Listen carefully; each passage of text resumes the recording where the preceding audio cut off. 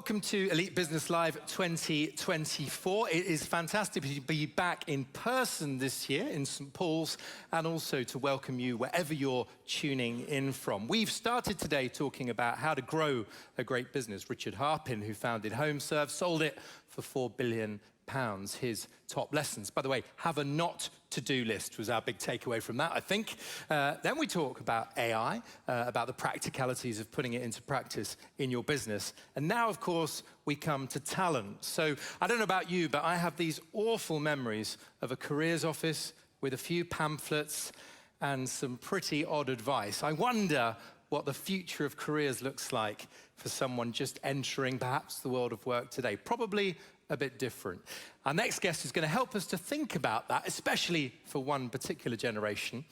He's also a founder's associate at the Portfolio Collective. And I should say good luck. We'll all say good luck because he's preparing, I can't quite believe this, to go sub 2 hours 30 in the London Marathon next month. So cheer him as he runs onto stage. Everybody, it's Charlie Rogers.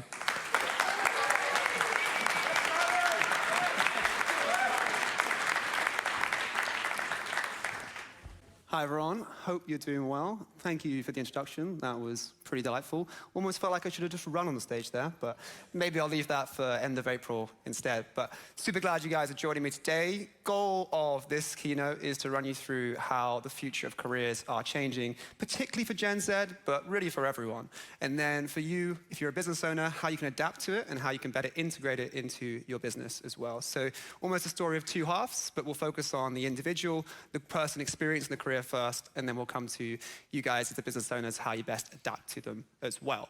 So if we start on the first slide, that's not actually my first slide, but we can go back. Okay, that's fine, we can roll with this one. Okay, so there are in many ways okay, this is my first slide. Okay, here we go. So the future of careers is changing, and it's changing pretty rapidly. And I believe it has these three key elements. It has the who, the individual with many interests, those of us who are navigating a career when they like doing many things. When you ask them who they are, they say, I do X, I do Y, I do Z. For me, I'm an endurance athlete, work as a founder's associate, I'm a founder of a community, but I'm also a writer, I'm also a public speaker, I'm also doing a lot of other parts of my life too. And I think when you blend them together, you can really get something unique out of your many interests. So that is the who, and we'll go into each of these areas in a bit more detail in a second, but just to sort of summarize, we've got the multi-potentialite, we've got then the what. So traditionally, you would have seen people earning via one source of income, having a full-time job, but in the future of careers, what we're really seeing is that people are earning via many sources of income, and I'll go through a couple of the different models and how they look. And then it's the where as well. So previously, we might have seen people go and embrace one career throughout their entire lives and to stick with it. But actually, really what we're seeing now is that there are many careers throughout our lives, and they're really evolving and changing as we go and adapt to them as well. So this is the model, and we'll delve into the who, the what, and the where, and then we'll think about how they all overlap as well. If my slides are in the right order, hopefully they are. Okay, they're not, but that's great. So we can go in we can talk on this slide. I can use this slide, that's fine. The who is the multi-potentialite, that is the individual many interests, and there are many ways to think about this. There are the different labels we ascribe ourselves. So for those of us who, when you introduce them, they say, okay, I do many things, great, but what do those many things mean? And how does it direct towards a higher purpose that we can direct our career towards? So the multi-potentialite here, often the challenge is integrating the personal and the professional, and thinking, okay, professionally, I might be a lawyer, but personally, I might be a runner. But is there a way in the future of careers of doing them both together? And I believe there is. And I think it starts with understanding your purpose and how it threads together as well. I call it this idea of a golden thread. It strings together the many things you do. And I often speak to people and ask them, okay, so why did you do that thing in your spare time? Okay. And why did you do that thing in your professional life? Okay. There's normally one or two overlaps. And they normally have pretty similar outcomes if you really listen quite intently. Because the person who, for example, might be a lawyer in this case, they might be doing it because they love the hard graft and the work of being able to understand and think about the details of each case. But then they might also be a runner in their spare time because they like the hard graft of turning up every day and doing the details of the monotony of the day in, day out too. And you can often see that both things actually do overlap regardless, because we are not one thing. We're not, hey, what do you do? I'm not just a lawyer. I'm also a human being. I have many other things outside of it as well. So that is the multi-potentialite, the individual with many interests. The portfolio work, the how you earn. There are many different models here, and at the Portfolio Collective, we really delve into all of them. And 4 models that I'll point out, I would have had a nice slide with them on, but we can roll with it, are basically, first one, a side hustler. This one's particularly relevant for Gen Z, so those of us in full-time employment who are earning through, okay, maybe I'll work 4 days a week, 5 days a week, but then on the side, you have this thing that you do on weekends or evenings. People call it their 9 to 5 and their 5 to 9. And that's a reality for a lot of Gen Z. My slide that should have been the first one was talking about how 39% of Gen Z both work full-time and have a side hustle. And that's the reality, is those of us who are actually in our working age group right now, we are doing multiple things and we are earning via multiple sources of income. And it's being able to navigate that. It's how we spend our weekends, how we think differently about the time we spend. So it's not just leisure and work. The two things blend and overlap a lot as well. So that's a side hustler, someone who earns direct via a day job and they have income outside of that. And then we have the freelancer. A lot of you guys are probably familiar with this one. The consultant, the person who goes and earns with many clients, but they might sell one service. So many clients, but one service. You might do a lot of writing, or you might do a lot of consulting, or you might do a lot of public speaking. Whatever it is, you do it to many clients. That's the freelancer. Then you have the multi-hyphenate. This is someone who does very different styles of working. So they might do 2 days a week part-time as a teacher. Then they might go and do another 2 days somewhere else as a lecturer. Or they might go and do another 1 day sort of looking after their own child at home. Like, these people often earn via different sources of income, but they are not so obviously linked. And there's no common thread in the same way that someone who's a freelancer might sell the same service. And there's a fourth one, and I think the fourth one is the biggest opportunity for all of us to think about how we can thread our many interests together, is the focused expert. It's the person who can point to a model, here's my model, and think about how they can better communicate it to people, either through public speaking, through writing, through understanding, consulting, and doing a range of other services, so they're able to embrace their many interests, but they have a new idea or a fresh perspective that only they can speak to as well. And then we have the squiggly career, the final one, which maybe I have a slide on if I get back one. Yeah, I do, cool.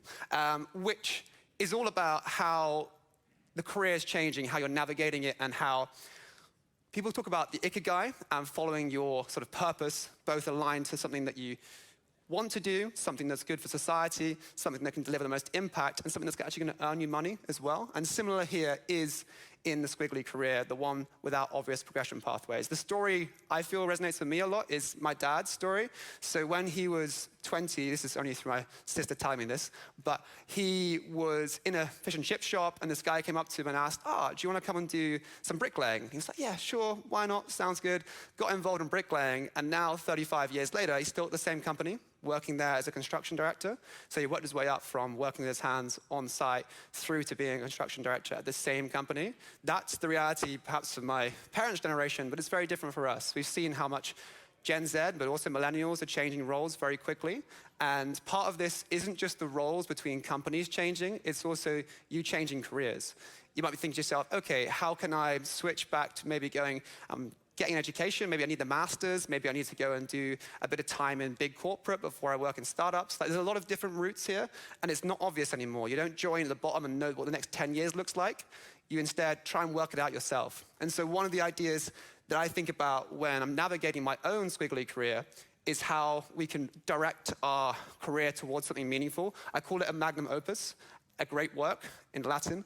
And what that means is having this thing that you can point to, and you can be like, okay, I put my effort, my time, my energy, my understanding into creating this unique perspective. And part of this is the model that I've got here, but it's also going to be the book that I want to write as well. So the magnum opus can be a number of things. It can be a book, it can be a TED talk, it can be pretty much anything that becomes this one piece of source of truth that you can come back to.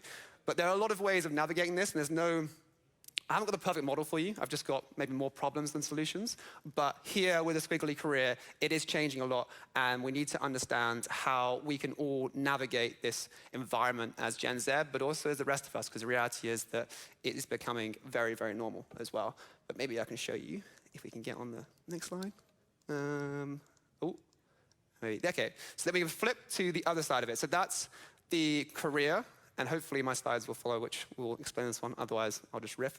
But how this is affecting you, the business owner, is the next side of this as well, and what you can do to better adapt as a business owner as well. So there are some trends, and as was spoken about before on the last talk, but as I've spoken about on future talks, these are, I would say, the 6 main trends that we're seeing in the future of work. So there are flexible working environments. That's what our talk next, or discussion will be on. And this is about thinking, okay, remote first, hybrid work, how does that look? Yes, that's the obvious one. But it's also thinking about how do we move beyond just a 9 to 5? How do we include people on a choose when you want to work model or core hours model? There are loads of different innovations happening here that are really interesting. And then there's the piece of portfolio careers. So how do you enable someone to be a full-time employee if they're going to work 4 days a week and then have side hustles? How do you support that without doing too much on the side as well? Like, what does that mean to say to someone, you can work on the weekends, but I'll still pay you for 4 days a week, and actually truly believe that? Then there's lifelong self-directed learning. So this, as you saw before on the squiggly careers point, is that it's really responsible for the individual to be able to navigate their career. And that means that they need to find access, tools, and learning to be able to do that. So it's no longer on the company to do that, but it is to match them up and support them as much as they can to find their own version of learning what's right for them on their career path as well. Authentic experience of work. So another kind of key Gen Z sort of trait we're seeing here is that they want to bring their full selves to work, and they want to be who they truly are, both offline, online, in person, out of person as well. And that means that they're going to be passionate. They're going to be supporting goals that they have, and they're going to be thinking about, okay, how can I change the world? How can I do things differently? And to do that, they need to be able to express themselves fully.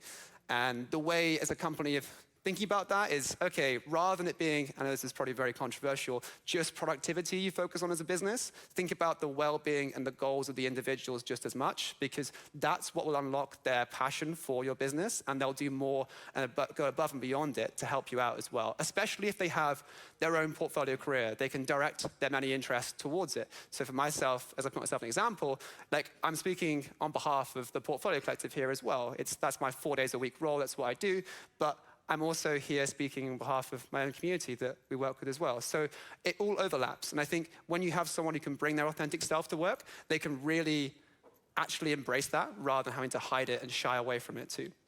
3 more on the right. So being a socially responsible organization, we're seeing this as well. Gen Z cares. And they don't just care about ESG, they really care about having a purpose. And one of the ideas here that I think is really interesting is having an evolutionary purpose. So rather than it being a mission and vision set by the top and the C-suite and then filtered down, instead it's something that everyone can contribute to and everyone can help evolve throughout the organization as well. Then next gen technology, this is exactly what we were speaking about in the last talk, but this is about how AI is really going to shape the future of work and how you better equip individuals with both the skills, but also the access to be able to do that. So thinking about their role changes, a lot of Gen Z, they don't even know what their role is going to look like in 10 years because their job probably doesn't even exist.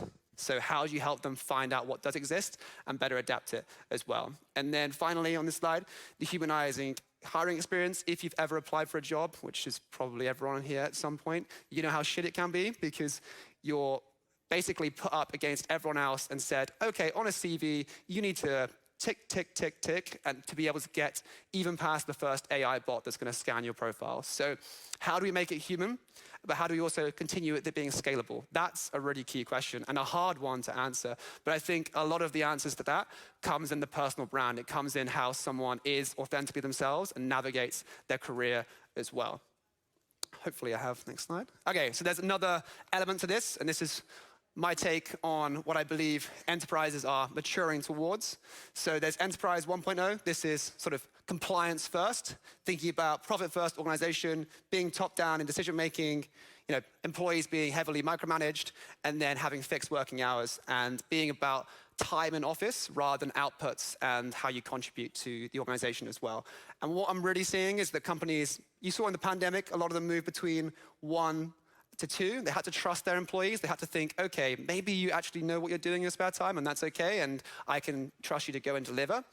And then in the future, what I'm seeing is evolving from collaborative to distributed. So rather than it being purely owned by the shareholders of a company, how can we think about involving DAOs? How can we think about involving decision-making that's made bilaterally rather than just made by one individual or a select group as well? And that is going to lead to more buy-in from individuals and also enable them to scale the company more meaningfully as well. So this is the sort of model that I'm seeing in terms of the work and how it's evolving across companies. And there's a lot here of how you do that, but that's probably for another time. And then there's this piece. So you saw before how the future of careers is changing, and you have a lot of people who want to embrace that portfolio career and work in different ways. And as a company, how best do you engage them? Here are 4 different types, and it depends on the work. So I'd ask you, instead of thinking, okay, I've just raised £2 million in a seed raise, and now I want to go and hire, say, a full-time CMO and bring them in. Maybe you don't need a full-time CMO. Maybe you need a head of marketing and then a CMO mentor to help support them. That's something at the Portfolio Collective we really see every day with the way that we help. It can save on budget. It can save on skills. You can help someone progress in their career. And you can engage 2 people rather than 1. Like, it's kind of a win-win as long as you do it in the right way. But another way of thinking about work is thinking about what is short-term versus long-term. So is it a project that's going to end in 6 months, or is it going to be ongoing forever? That's a really great way of differentiating between maybe you just need someone to come in for that short period of time and be a consultant, be a deep expert, be a coach, or maybe you need someone to come in on a fractional basis and be like 2 days a week for an indefinite period of time. And then there's the part-time versus full-time. So how involved they need to be, how much context does a person need to have about your business, because the onboarding for people who are fractional can be quite tough. Okay, you might have to keep bringing them on, keep bringing them out. So for some roles where it's more routine, you do really need that long-term, full-time hire as well. So I think what we're thinking about at the future of work and the model that we live at the Portfolio Collective is that we have a core team of about 9 individuals. And within that, I think about 7 of them are 4 days a week, 3 days a week. So even those who are full-time employed on payroll still have side hustles or do other things. But then we leverage our own community, have about 30 other people that get involved in us on project basis. And I think that that is the model of the future of businesses for a lot of individuals as well, is how you can bring them in to support the projects that your current and core team does as well. And it's also, you save a lot on the wage bill and you enable yourself to scale a lot more effectively as well. So I'll kind of come back to, in a reverse order, what is it that I do? And this is how I try and describe it. When someone asks me, hey, what do you do? I say a few things. And they go, what? A few things? What does that mean? And so if I try and summarize, I say I'm a speaking consultant. So hi, that's what I'm doing today. I'm also an endurance athlete. So my background in that is basically been running since I was 14. And then the last 2 years decided to switch to triathlon, signed up for an Ironman, then qualified for GB at European Champs in September, and I'm running the London Marathon this year as well. So that's another part of my life. I get paid for it. I'm a semi-pro, so I also get sponsored by people. Pretty cool. Also a writer, have a newsletter, about 900 people read it, called So What You Do. You know, hopefully you can see how this all overlaps. And then I'm a community builder, the Undefinable community. Bunch of them here as well. Thanks guys for supporting, appreciate it. And then I'm also a founders associate, so work 4 days a week at the Portfolio Collective. And these all overlap for me on this understanding of the future of careers and how it's changing. And that's really what I want to focus my next sort of 5 years on, is getting the best understanding of this model and taking it to the next level as much as I can as well. So that's what I do. My question to you guys would be, so what do you do? Thank you.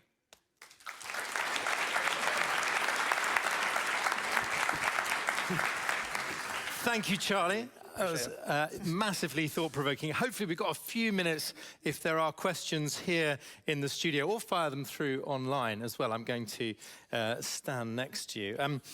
Here's a question. I want to dive into this on the panel, Charlie, from somebody tuning in online. How is hiring Gen Z different from hiring millennials? By the way, if you're just tuning in, Gen Z, we say, were born between 96 and 2010, so I guess the youngest is 14, the oldest about 27, so that's what we're talking about there. How's hiring them different? How's hiring them different? So There are a couple ways of framing this. There's either what they want from work, it not being purely about salary expectations and about money, but about learning, growth, and also about purpose more than anything else. But there's also then the framing of how to hire them can be quite different too. So we're seeing, or in the startup space in particular, it not just being a apply here for the role and get it, it's more of a create your own role or come and apply through your personal brand instead. So there's a few different ways that are evolving in terms of the how, but also what they want from work too. Have you got an example of an organization that's had that approach, create your own role, apply using your personal brand? Who's actually done that in practice? Yeah, so there's quite a lot. There's a really great organization called Jumpstart who match up what they call as founders associates into startups. And they find a lot of them, yes, people do and can still apply, but they still reach out to people on LinkedIn, being a pretty equivalent. So they will source through and look at each profile, and they'll find people who are communicating what they do in a very unique way, but also